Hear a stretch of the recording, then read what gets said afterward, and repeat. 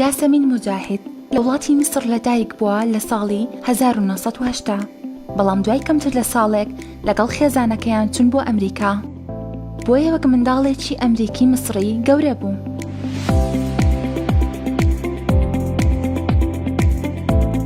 یاسەمین بڕوانامەی ماستەری لە ڕاگەیاندن و ڕۆژنامەگەری و بەکالیۆرۆسی لە دەروونناسی بەدەست هێناوە لە زانکۆی ویسکۆنسین مادیسن.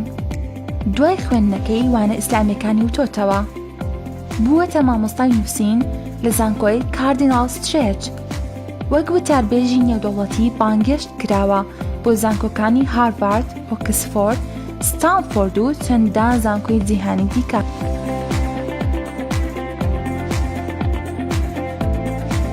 بە تایبەتی بانگ دەکرێت بۆ وڵاتانی وەکو ئەڵمانیا و هۆڵەندا و مالیزیا و سەنگافورە و چەندین زانکۆ وڵاتی تر.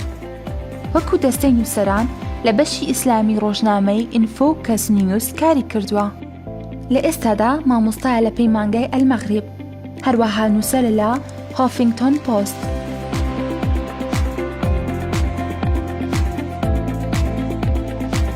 یاسەمین موجاهید وتاربێژ و نووسەرێکی نێودەوڵەتیە.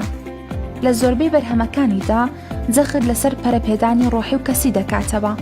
نووسین و وتارەکانی ئەم خانمە ئاوێزانی ڕۆحی بیسەر و خوێنەری دەبێت. توانایەکی بەهێزی هەیە لە کەمەندکێشکردنی بەرامبەر.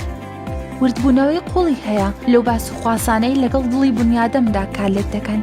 زۆر بە جوانی باسی هۆگربوونە دنیایەکانی ئەمڕۆی مرۆڤ دەکات.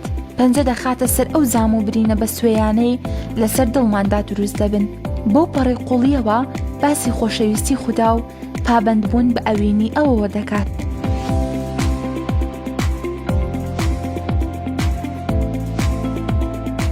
تا ئێستا 4 پەرتووکی بە چاپ گەیاندووە بە ناوەکانی Reclaim Your Heart, Love and Happiness, I Lost My Way, Shattered Glass.